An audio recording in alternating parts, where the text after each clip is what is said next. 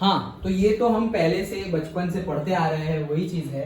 Okay, atomic number and mass number तो हमें पता ही है, जैसे पहले तो हम रट रहे थे। ओके, 1 to 20, 1 to 30 तक का रटा हुआ है।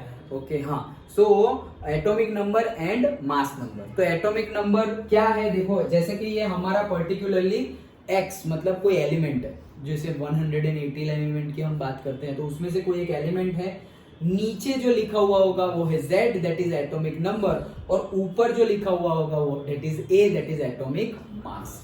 उसको एटॉमिक मास बोलो, एटॉमिक नंबर बोलो, तो उसी को तुम बोलोगे एटॉमिक नंबर, और एटॉमिक मास जिसको बोल रहे हो उसी का दूसरा नाम है मास नंबर।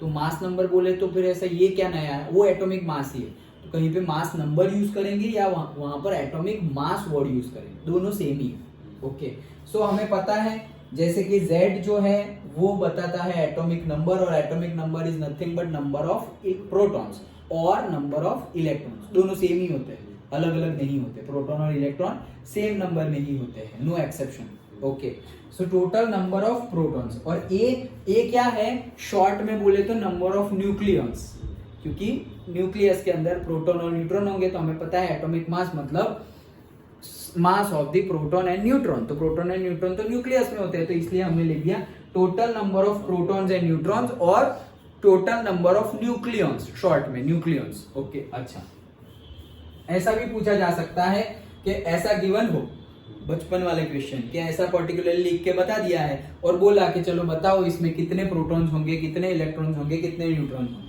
ये तो हमें आता ही है। तो वैसा भी क्वेश्चन आ सके, इतना इजी हो सकता है, ऐसा कुछ नहीं है। तो Z क्या है हमारा, वो तो हमने बताया प्रोटॉन है, और वो इलेक्ट्रॉन भी वही है। Okay, so number of protons और नंबर ऑफ इलेक्ट्रॉन्स, तो अगर ये प्रोटॉन्स और इलेक्ट्रॉन्स है और ये प्रोटॉन्स एंड न्यूट्रॉन्स, ये और है, मतलब इतने ही प्रोटॉन्स और इतने ही इलेक्ट्रॉन, ये प्रोटॉन और न्यूट्रॉन मिलकर A बनता है।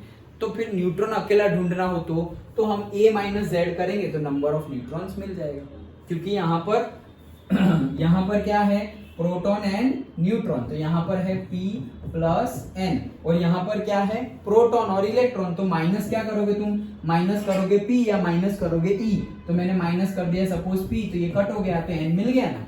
ओके, तो वैसे ही अगर A माइनस Z करे तो नंबर ऑफ न्यूट्रॉन्स मिल जाएगा। तो यहीं से वैसे क्वेश्चन पूछ लेते हैं कि सपोज मेरे पास है कार्बन C और से 14, ये गिवन है कार्बन C614, तो बताओ कि ये पर्टिकुलर जो मैंने तुम्हें एटॉम दिया हुआ है इसमें कितने प्रोटॉन, कितने न्यूट्रॉन और कितने इलेक्ट्रॉन होंगे, तो कितने होंगे, 8। क्या न्यूट्रॉन्स 8 होंगे, फिर प्रोटॉन तो 6 है ना, हाँ, तो ये दोनों क्या होंगे, 6 और 6। तो कैसे, ये 6 प्रोटॉन, तो 6 proton, okay, 6 proton, then 6 electron, 6 electron, और 14 माइनस 6 8 हो गए, तो वो 8 न्यूट्रॉन्स, डन। तो it is a isotope of carbon.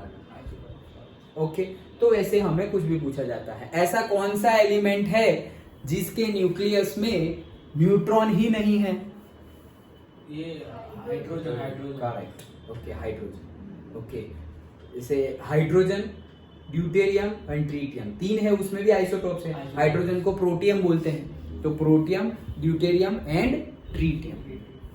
Okay, तो वो कौन है, हाइड्रोजन, एक ही ऐसा एलिमेंट है। ओके, उसके पास उसके आइसोटॉप्स में है वापस, उसमें नहीं है। ओके, हाँ, चलो सिंपल था, इसमें तो ज्यादा कुछ क्या है। हाँ।